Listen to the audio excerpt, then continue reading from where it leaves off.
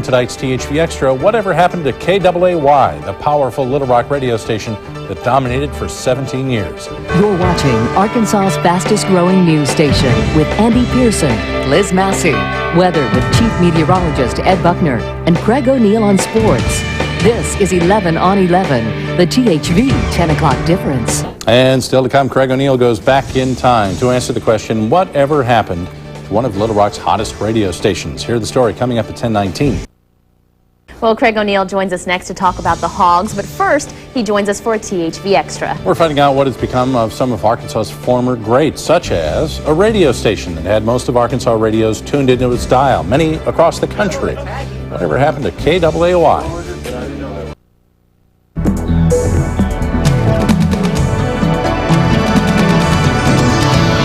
According to ratings from 1969, 2/3 of all radio listeners in Arkansas were listening to one powerful station. It was so popular, it was courted by politicians, entertainers, and of course, record companies. Tonight, whatever happened to the mighty 1090 KAAY? I knew I was. There you were. You're listening to the Sonny and George program. KAAY, Little Rock.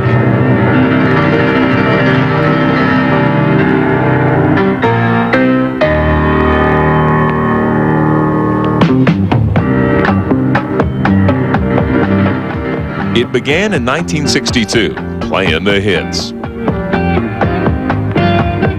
With 50,000 watts of power, it blasted top 40 as far north as Canada and far south as Cuba. Arkansas-born DJs like Sonny Martin became international celebrities. One time I was in San Juan, Puerto Rico. Went down there for one of those windjammer cruises. So I hailed a cab. He came over, picked me up. He said, "Where are you from?" And I said, "Well, I'm from Arkansas." Arkansas! Pow! He hit the key on his radio, and KAAY came on. Music's on us, KAAY. In 1966, Sonny Martin began doing mornings. He would later team with George J. Jennings to produce one of the most successful morning shows of all time. Their spur-of-the-moment stunts and promotions were responsible for everything from cow chip throwing to skunk racing.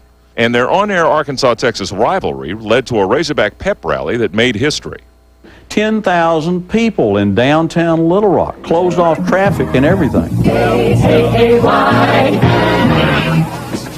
mighty 1090, Clyde Clifford, with Beaker Street. The other cult classic to come from the era, Beaker Street with Clyde Clifford. He was just an engineer at the transmitter playing album cuts overnight. Hey, this is acid rock. They make acid in beakers, and that's where it came from. He combined a laid-back style with dreamlike sound effects that were really used because they covered up the transmitter noise. They had no idea at KAAY it would get as big as it did.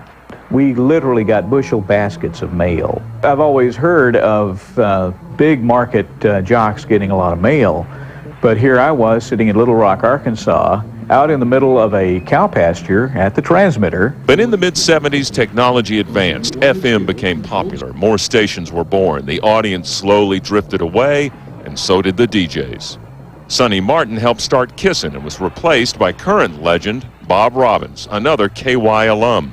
Today, Sonny Martin can still be heard in Searcy on Quick 99, and he helps manage Lindsay's Resort in Heber Springs. No, I hope that I didn't spawn a generation of cow chip throwers and skunk racers and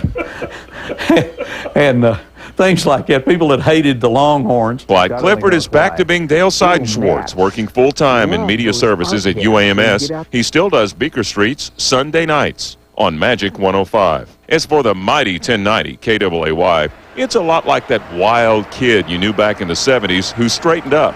In 1985, KY found religion. And like so many radio stations, it's a part of a conglomerate, Citadel Broadcasting.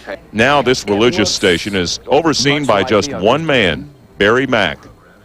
One day while at the KY transmitter, he found some tapes. It's not a bunch of tapes. It's not a few tapes. It's a few hundred tapes.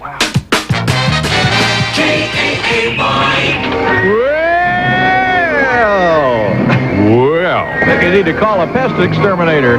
Mack uses the old tapes for a Sunday afternoon show called Radio